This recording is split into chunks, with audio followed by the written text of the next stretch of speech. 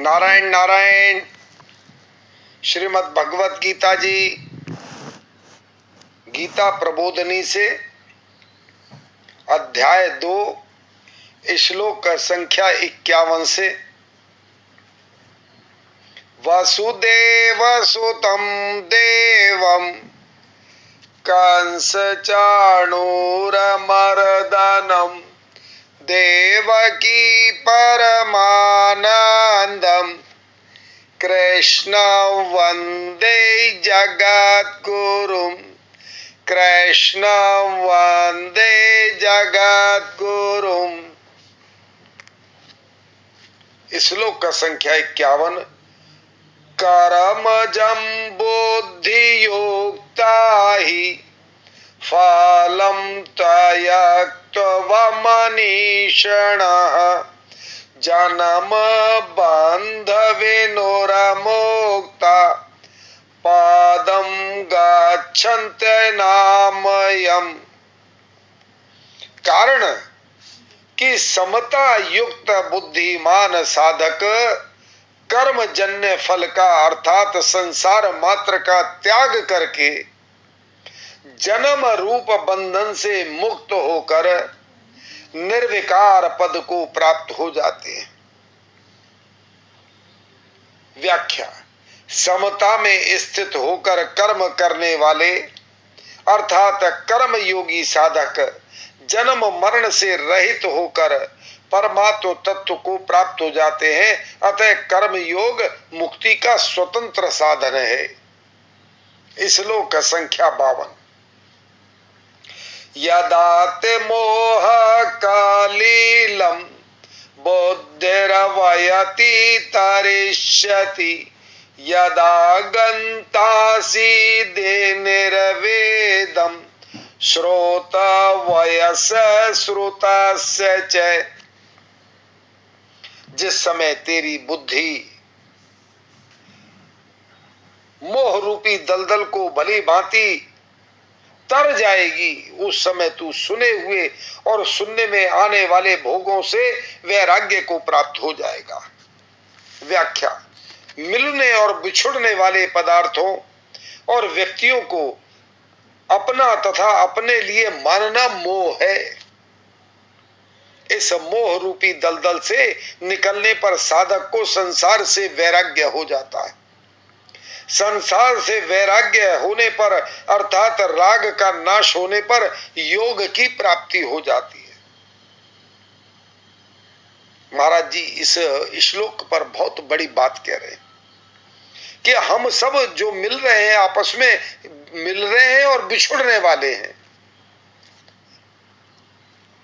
तो जो बिछुड़ने वाला है उससे कैसा मोह,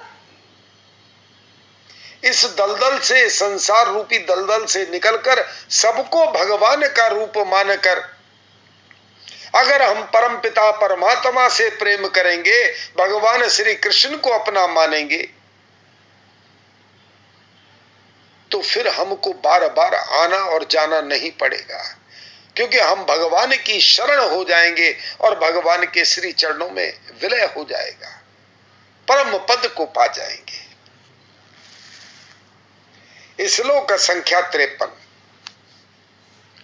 श्रुति विप्रतिपन्नाते यथा स्थास्यसि निश्चला समाधावचला बोधेश तथा योगमवाप्यसि। जिस काल में शास्त्रीय मतभेदों से विचलित हुई तेरी बुद्धि निश्चल हो जाएगी और परमात्मा में अचल हो जाएगी, उस काल में तू योग को प्राप्त हो जाएगा। व्याख्या। पूर्व श्लोक में सांसारिक मोह के त्याग की बात कहकर भगवान प्रस्तुत श्लोक में शास्त्रीय मोह अर्थात सीखे हुए अनुभवहीन ज्ञान के त्याग की बात करते हैं। ये दोनों ही प्रकार के मोह साधक के लिए बाधक हैं। शास्त्रीय मोह के कारण साधक द्वैत अद्वैत आदि मतभेदों में उलझकर खंडन मंडन में लग जाता है। केवल अपने कल्याण का दृढ़ उद्देश्य होने पर साधक सुगमता पूर्वक इस दोनों प्रकार के मोह से तर जाता है। अब अर्जुन क्या कहते हैं, आइए सुनते हैं। अर्जुन उवाच, श्लोक का संख्या 54। स्थित प्राज्ञ से का भाषा समाधि स्थस्य केशवा स्थिदधि किम प्रभाषेत किमासित ब्रजेत किमा। अर्जुन बोले, हे केशव, परमात्मा में स्थित स्थिर बुद्धि वाले मनुष्य के क्या लक्षण होते हैं? वह स्थिर बुद्धि वाला मनुष्य कैसे बोलता है, कैसे बैठता है और कैसे चलता है, अर्थात कैसा व्यवहार करता है? ये बहुत बड़ी बात अर्जुन ने पूछी और ये सब हमारे लिए पूछा जा रहा है कि वह स्थिर बुद्धि वाला मनुष्य कैसे बोलता है, कैसे बैठता है, कैसे चलता है, कैसे व्यवहार करता है। भगवान उत्तर देते हैं। श्री भगवान वाच, श्लोक का संख्या 55। प्रजहाति यदा कामान सर्वन पार्थ मनोगतान आत्मन्येवात्मना तुष्टः स्थित प्राज्ञ तदुच्यते।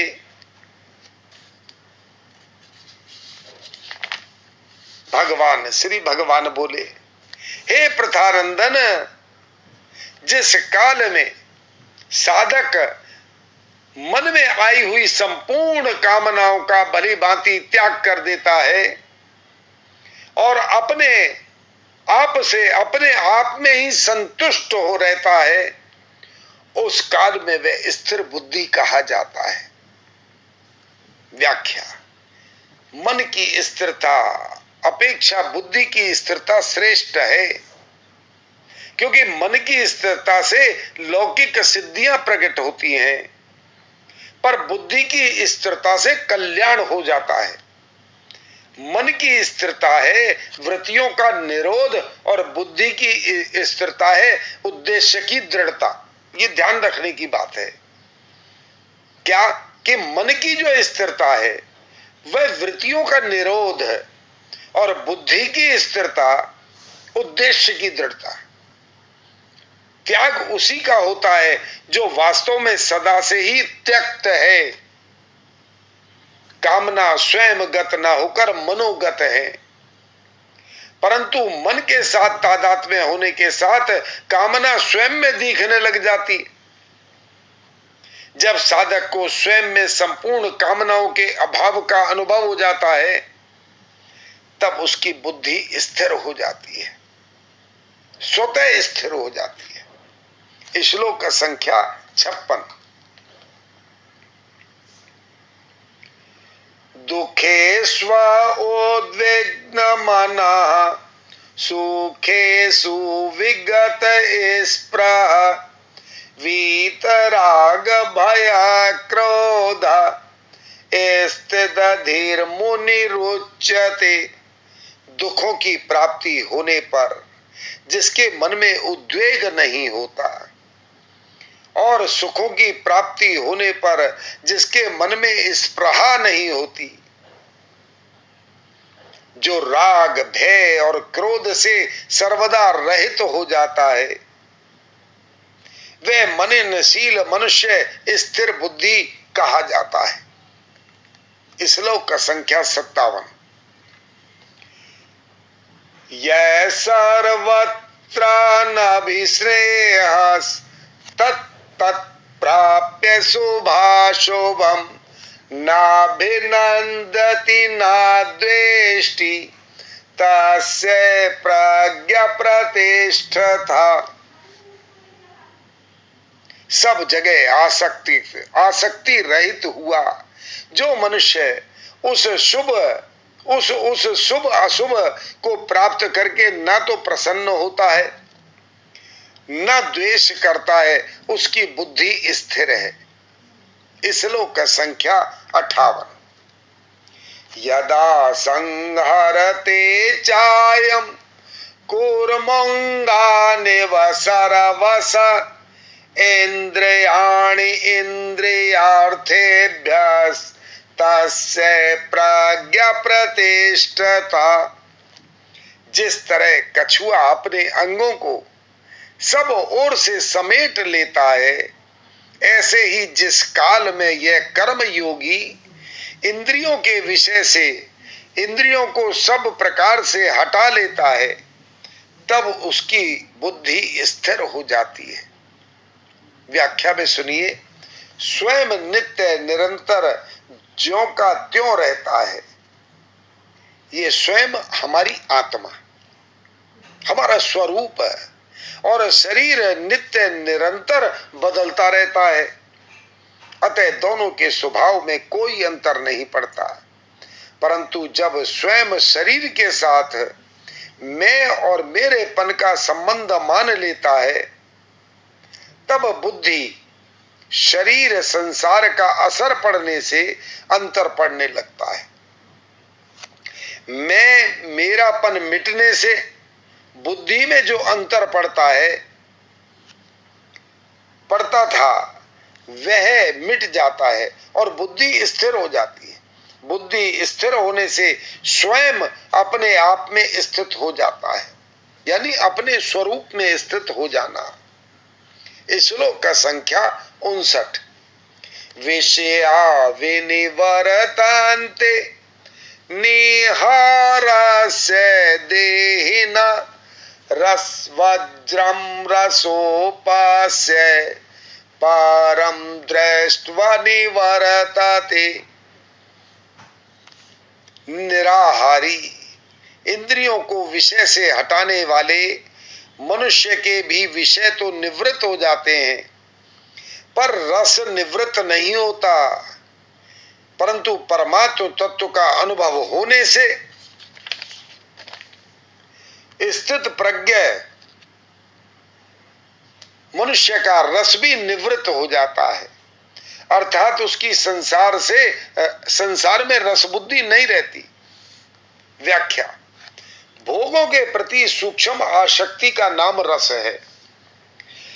यह रस साधक की अहंता में रहता है। जब यह रस रहता है तब तक परमात्मा का अलौकिक रस प्रेम प्रकट नहीं होता। इस रस बुद्धि के कारण ही भोगों की पराधीनता रहती है। साधक के द्वारा भोगों का त्याग करने पर भी रस बुद्धि बनी रहती है, जिसके कारण भोगों के त्याग का बड़ा महत्व दिखता है और अभिमान भी होता है कि मैंने भोगों का त्याग कर दिया है। यद्यपि यह रस तत्व प्राप्ति के पहले भी नष्ट हो सकता है, तथापि तत्व प्राप्ति के बाद यह सर्वदा नष्ट हो ही जाता है। श्लोक का संख्या 60। यत्ततोऽपि कौन्तेय पुरुषस्य विपश्चितः इंद्रियाणि प्रमाथीनि हारन्ति प्रसभवमन। कारण कि हे कुंती नंदन, रस बुद्धि रहने से यत्न करते हुए विद्वान मनुष्य की भी प्रमथीन इंद्रियां उसके मन को बलपूर्वक हर लेती हैं। ये ध्यान दीजिएगा कि रस बुद्धि यानी विषयों के प्रति चाहना इतना भी रहने से क्या होता है कि रस बुद्धि रहने से यत्न करते हुए भी विद्वान मनुष्य की प्रमथीनशील इंद्रियां मन को बलपूर्वक हर लेती हैं। बुद्धिमान साधक को अपनी इंद्रियों पर कभी विश्वास नहीं करना चाहिए। यह बहुत ही ध्यान देने की बात है। कारण कि जब तक अहंता में रस बुद्धि पड़ी हुई है, तब तक साधक का पतन होने की संभावना रहती है। इसलिए किसी भी साधक को अपनी इंद्रियों पर पूर्ण भरोसा नहीं करना चाहिए। हर समय सतत प्रयास रखना चाहिए कि स्थिर बुद्धि के द्वारा इन पर हर समय कठोर कंट्रोल रखा जाए। श्लोक का संख्या 61। तानि सर्वाणि संयम्य युक्त आसित मत परा वशे हि यस्येन्द्रियाणि तस्य प्रज्ञा प्रतिष्ठिता। कर्मयोगी साधक उन संपूर्ण इंद्रियों को वश में करके मेरे परायण होकर बैठे, क्योंकि जिसकी इंद्रियां वश में है उसकी बुद्धि स्थिर है। व्याख्या। साधन की पूर्णता के लिए भगवान की परायणता आवश्यक है। भगवान के परायण होने से इंद्रियां सुगमता पूर्वक वश में हो जाती हैं। अपने पुरुषार्थ से इंद्रियों को सदा सर्वदा वश में करना कठिन है। इंद्रियां सर्वदा अपने वश में होने से बुद्धि स्थिर होती है। श्लोक संख्या 62 एवं 63।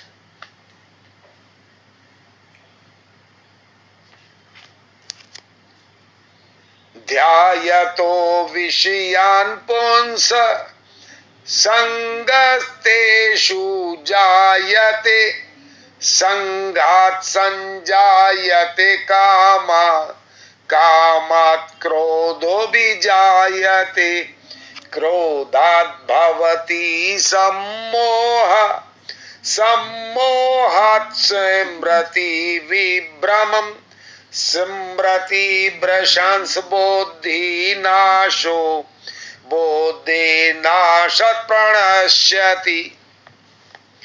विषयों का चिंतन करने वाले मनुष्य की उन विषयों में आसक्ति पैदा हो जाती है। आसक्ति से कामना पैदा होती है। कामना से बाधा लगने पर क्रोध पैदा हो जाता है और क्रोध होने पर सम्मोह मूढ़ भाव हो जाता है। सम्मोह से स्मृति भ्रष्ट हो जाती है। स्मृति भ्रष्ट होने पर बुद्धि विवेक का नाश हो जाता है और बुद्धि का नाश होने पर मनुष्य का पतन हो जाता है। विषय भोगों को भोगना तो दूर रहा, उनका राग पूर्वक चिंतन करने मात्र से साधक पतन की ओर चला जाता है। कारण कि भोगों का चिंतन भी भोग भोगने से कम नहीं है। आज यहीं तक। हरि शरणम हरि शरणम हरि शरणम हरि शरणम हरे शरणम हरे शरणम हरे शरणम हरे शरणम हरे शरणम हरे शरणम हरे शरणम हरे शरणम हरे शरणम हरे शरणम हरे शरणम हरे शरणम राम। बोलिए बांके बिहारी लाल की जय, मोर मुकुट बंसी वाले की जय। हे नाथ, हे मेरे नाथ, मैं आपको कभी भी भूलूं नहीं। पंचामृत हम केवल भगवान के ही हैं। हम जहां भी रहते हैं भगवान के ही दरबार में रहते हैं। हम जो भी शुभ काम करते हैं भगवान का ही काम करते हैं। शुद्ध सात्विक जो भी पाते हैं भगवान का ही प्रसाद पाते हैं। भगवान के दिए प्रसाद से भगवान के ही जनों की सेवा करते हैं। राधे राधे। सभी को जय जय सिया राम। नारायण नारायण।